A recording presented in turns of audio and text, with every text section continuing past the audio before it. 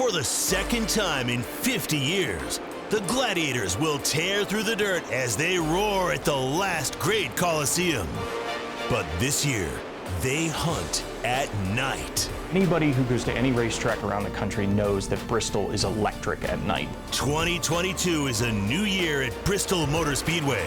Making it a night race will make it a lot better for the race fans and for the racers too. And this time, you won't need a mask unless... You may want to bring one for the dirt. You know, you may just want to bring one maybe for your favorite beverage to put over there, or you may want to wear it during the race. Some goggles are always helpful too. The Food City Dirt Race isn't the only big event this weekend. We have an Easter weekend full of plans for families. And a winner makes his return to the Tri-Cities. That's the thing with this dirt racing, man. You just don't know what you're going to have next. And so does NASCAR's current reigning champion. I don't know if I'd be the only guy to win here on concrete and dirt, but it'd be pretty cool. Music to the ears of NASCAR's biggest fans. Sound and smell, I mean, it's everything. This is Trackside at Bristol Motor Speedway. This year's Food City Dirt Race will be a nighttime spectacle. Hello everybody, I'm Kenny Hawkins along with Jesse Crawl. A spectacle it will be as the dirt is going to engulf the banks at Bristol Motor Speedway under the lights. So dirt racing's just, it's special, it's different. I think we got a good taste of it these last few days. We had some testing going on the track, and you're just seeing that back end sort of sideways the whole time. Then you're going to put 40 cars down on the track, and it's going to be electric and under the lights. Well, last year's race was a sellout, and the track is hoping for the same thing. But to get this, you need a whole lot of dirt. We're talking 2,000 truckloads of earth layered with sawdust. The first piles of dirt arrived in January, and the Speedway spends weeks getting it packed down just right. This will be the first time in NASCAR history that they'll rip through the dirt at night. But it'll be the 12th time it's happened on Easter and just the 6th time it's happened on dirt. Nick Dugan shows us on Sunday in the Tri-Cities. It'll be more than church. It hasn't been done since 1989. I've never ran a race on Easter, I don't think, in my life. But this Sunday, Easter Sunday, will see the best stock car drivers in the world battle for a checkered flag at Bristol Motor Speedway. It's unfamiliar territory for most. NFL, NBA, they all play on holidays, Christmas, Thanksgiving, and you're always tuned into those games. So hopefully it does kind of the same thing for us. But the overall reaction from drivers to race organizers has been one of excitement and optimism. You're going to have so many people that's going to be home or down at grandma's or whatever. They're going to be sitting in front of the TV screen. Obviously, that's a very special day, and the reverence to that is important to us. But one thing is clear for those involved. Watching or attending a Cup Series race on Easter shouldn't replace any traditions, but instead enhance those traditions. Another new addition to this year's Food City Dirt Race is the Next Gen car. It actually will be the first time this animal will be let loose on the dirt cage. Ladies and gentlemen, the NASCAR Next Gen cars. It's a time where we need to try some new things and sort of re-energize the sport. I'm totally here for that. NASCAR's hoping with this new car, the series does become a little bit more competitive.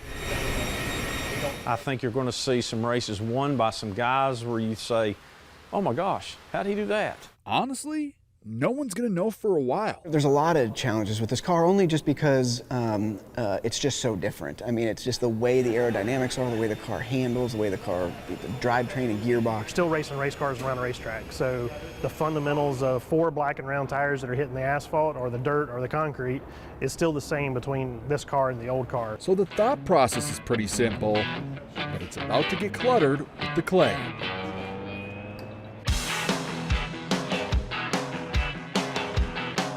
Then they're going to say, okay, you know what, spring race, we're going to put dirt on it. It's going to be interesting. No idea. These cars aren't made for dirt track. Who else could do this? Who else could pull this off? Now that's a question everyone wants to know, but they don't seem to have an answer for it. I was starting to have a little feel for it last year, and then now just taking a whole new style race car to race on dirt that, has never done it. Obviously, we raced in the day last year, but, I don't think anybody in their right mind can expect a flawless execution of an event this unique and new in the first year. That's not to say no one enjoyed the duel on the dirt. Last year I had a blast. We rolled out there and practiced, and I was like spinning the tires down the straightaway, and I was just like wheeling the car, and I was slow. well, they better learn pretty fast. Anybody that says they know what this Gen 7 car is going to drive like on Bristol dirt is just making it up, because nobody knows what it's going to feel like. We do know one thing. It's going to be competitive. Guys, what a race. What a battle. All these different leaders. Joey Logano is pumped up to win this dirt race here at Bristol. How you doing, folks? Last time you saw me on the track, it was in the fall, and it was Michael Waltrip taking me around the high banks here at Bristol. Now, because of a big rainstorm last night, we're not able to get on the track. So I'm going to go around the track with dirt racing legend Scott Bloomquist. First of all, how many races have you won? I think it's about 630.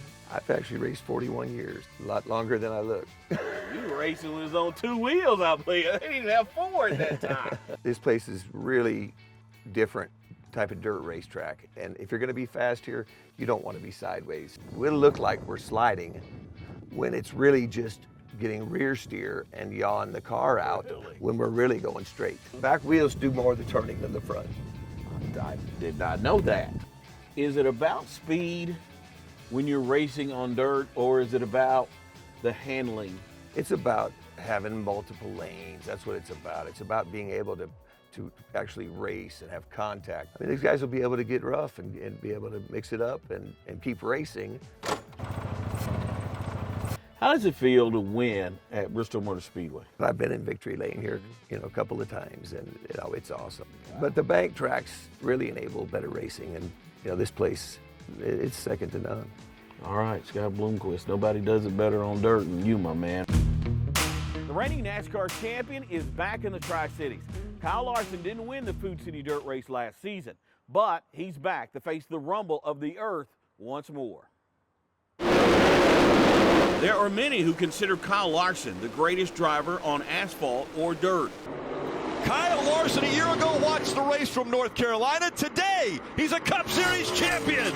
Last season, he was not only crowned the NASCAR champion, he dominated on the dirt tracks. But during the Bristol Dirt Nationals in early April, things were not that easy. These guys are really tough. I know a lot of people probably think the best race car drivers in the world are in the Cup Series, but there's just as good as drivers in these series as well. And while he prefers concrete to dirt, the California native is anxious for another crack at Bristol. I really enjoyed it. It's really fast. Spend this week trying to figure out what's different with the racetrack, because it's dirt, so it's always going to be different, and try and get a little head start on it. And he says the brand new next-gen car has a lot of drivers in the dark. I have no clue. I hope good, but I'm a little bit nervous because the sidewall on the tire is a lot shorter, so I don't think that's going to be good for dirt racing. But unlike past years, it's been a lot of fun for a lot of drivers. The next-gen car was built to make the playing field more equal, and it has lived up to all the expectations, with 7 different winners through 7 races this season. I feel like the racing's been really exciting, and yeah, I mean, there's been a lot of first-time winners, a little more parity at the front of the field, so I think that part of it, yeah, I mean, I think NASCAR's going to be pretty happy with it. I've enjoyed the heck out of this, so I want to see some more dirt racing. And it will only get better. Some of the biggest names in Christian faith will deliver an Easter message, free, right outside the track.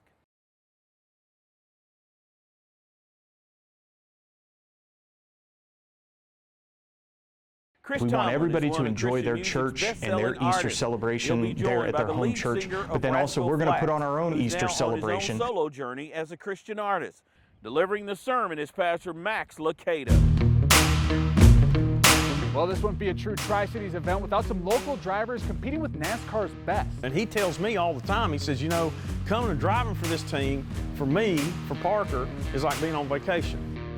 Southwest Virginia is getting a chance to cut through the dust. One team from Abingdon is going into the Food City Dirt Race with a little confidence on the side.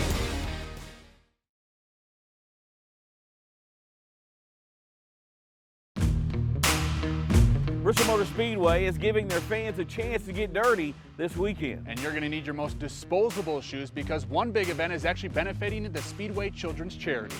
Dirt Track Walk takes place Saturday morning, and this is your chance to feel the dirt underneath your feet before the race. They're going to open the speedway for us and our friends and race fans to come in and walk the dirt. Proceeds will benefit Speedway Children's Charities of Bristol, and tickets are $25, but kids 12 and under get in for free. So it's really just an opportunity for fans and community members to come out, feel the dirt, get on it, experience it before the NASCAR stars do on Saturday and Sunday. Now that money's going to go to helping kids in need across the whole Tri-Cities region.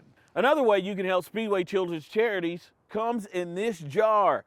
You can own a piece of the track by submitting a donation. So we had the craziest, silliest idea to fill jars with dirt last year, and we raised a little over $70,000 by just filling some jars with dirt, and it was such a great opportunity for us to share this dirt experience with people, but also raise money for children. A direct $50 pledge to Speedway Children's Charities gets you a Sugarland Shine mini dirt jar.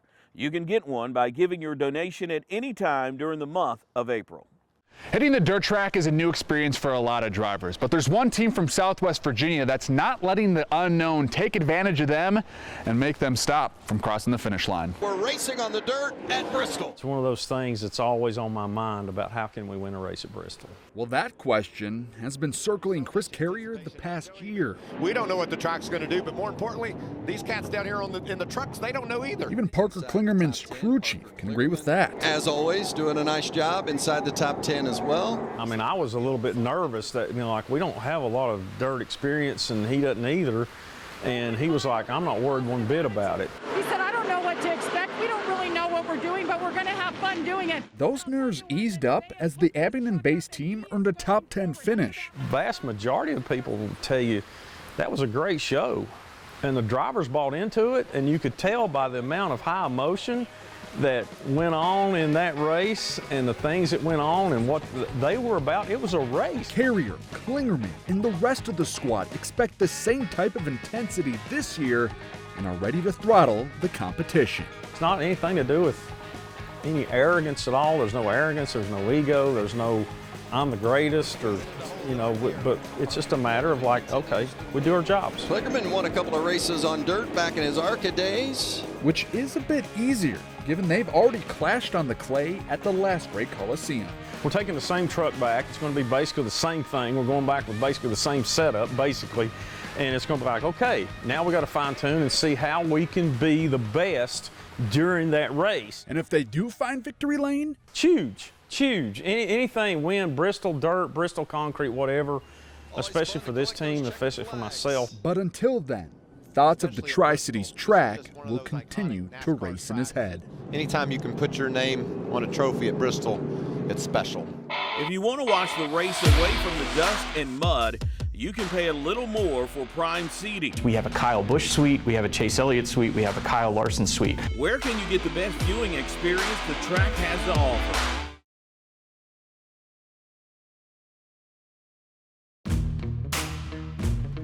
Jerry Caldwell, who's been with the Speedway for 20 years, was named track president in January. Under his leadership in 2016, Bristol Motor Speedway hosted the Battle at Bristol football game between the Tennessee Vols and Virginia Tech Hokies.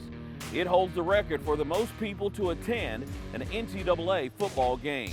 So what's next under the Caldwell presidency? He told us what to expect next. When NASCAR faced dwindling attendance and then a COVID-19 pandemic, Bristol Motor Speedway officials took a long, hard look at ways to bring the fans back to the sport. That's when the idea was born: turn BMS into a dirt track.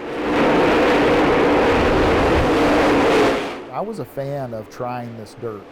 I thought it just fit really well. It probably wouldn't have fit 5 or 10 years ago the way it does now. I think COVID really opened our eyes as a sport, and maybe even as a community, and as a people, that we can do more than we thought we could do. At first, it would be a one-time deal, but fans and drivers loved it. So BMS officials decided to bring back the dirt and step it up even further, showcasing the sport and the legendary track on Easter Sunday night. You can't put a lot of water on it or it's like ice. From a sports standpoint, they wanted to make sure they were putting a marquee event for that weekend, because there aren't really other sports that are going to be going on that weekend. So we're going to have a captive audience. How do we really showcase our sport in the best way possible? we're honored they chose Bristol. This will not be the first time the last great Coliseum owned a big night. In 2016, BMS hosted the most attended football game in college football history. The University of Tennessee faced Virginia Tech. Caldwell confirms another college football game is in the works, as are other events, with hopes of drawing a crowd of 100,000 to Bristol. We're having lots of event conversations. We will have another football game. I don't know when yet. But we're also in some conversations on some other big events that would be fun for us to host. List is long. There's a list of things we're working on and some conversations that are taking place. We'll see where all that shakes out. We get to do something every day. It's building up to just people having fun, and what more could you ask for?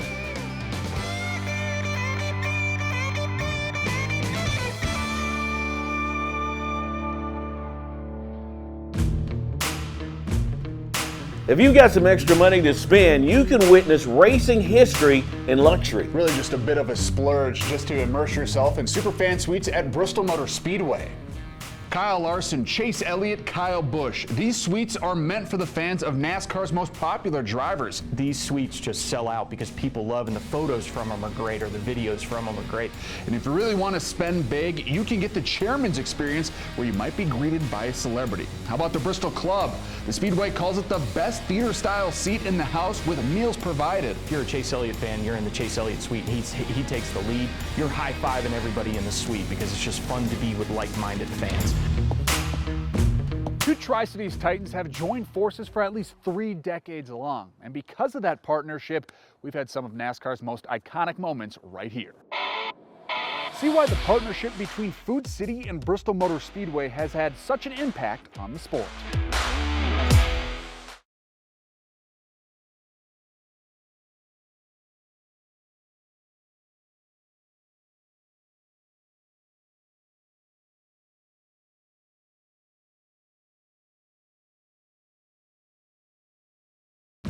Some of NASCAR's biggest and most historic moments have come right here in Bristol. And nobody knows history better than a Tri-Cities-based grocery store.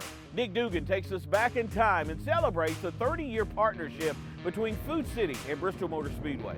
Food City President and CEO Steve Smith is often questioned about the longevity of his company's partnership with Bristol Motor Speedway, and each time he has the same response. And I always tell them we've been doing good ever since we've been involved in racing. Over the last 30 years, the two partners have put on races that will live on for years to come. Starting in 1992, the first ever Food City 500, Alan Kulwicki took the checkered flag, one of the many the Hall of Famer and Speedway Ring of Honor member grabbed in his far too short career. The mid-90s were dominated by a young upstart turned 4-time Cup champion Jeff Gordon, who won 4 consecutive races from 1995 to 1998.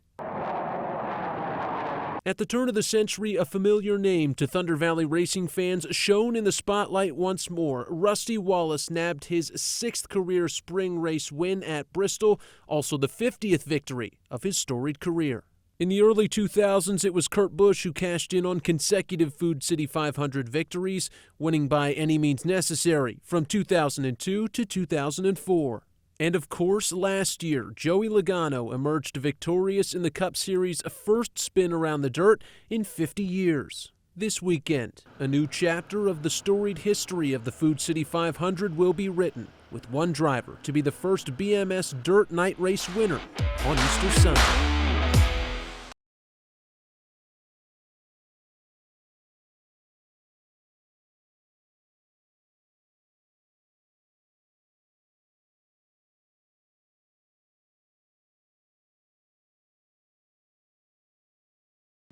Some of NASCAR's biggest and most historic moments have come right here in Bristol. And nobody knows history better than a Tri-Cities-based grocery store. Nick Dugan takes us back in time and celebrates the 30-year partnership between Food City and Bristol Motor Speedway. Food City President and CEO Steve Smith is often questioned about the longevity of his company's partnership with Bristol Motor Speedway, and each time he has the same response. And I always tell them we've been doing good ever since we've been involved in racing. Over the last 30 years, the two partners have put on races that will live on for years to come. Starting in 1992, the first ever Food City 500, Alan Kulwicki took the checkered flag, one of the many the Hall of Famer and Speedway Ring of Honor member grabbed in his far too short career. The mid-90s were dominated by a young upstart turned four-time Cup champion Jeff Gordon, who won 4 consecutive races from 1995 to 1998. At the turn of the century, a familiar name to Thunder Valley racing fans shone in the spotlight once more. Rusty Wallace nabbed his 6th career spring race win at Bristol, also the 50th victory of his storied career. In the early 2000s, it was Kurt Busch who cashed in on consecutive Food City 500 victories, winning by any means necessary from 2002 to 2004. And of course, last year, Joey Logano emerged victorious in the Cup Series' first spin around the dirt in 50 years. This weekend, a new chapter of the storied history of the Food City 500 will be written, with one driver to be the first BMS Dirt Night Race winner on Easter Sunday.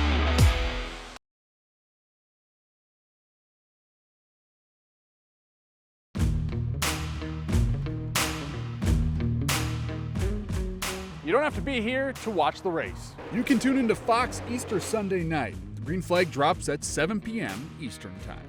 But that's going to do it for us here at Trackside. I'm Kenny Hawkins along with Jesse Kroll. Don't forget you can watch all the highlights on WJHL News Channel 11 Sports on Sunday night at 11 and also WJHL.com. Good night, everybody.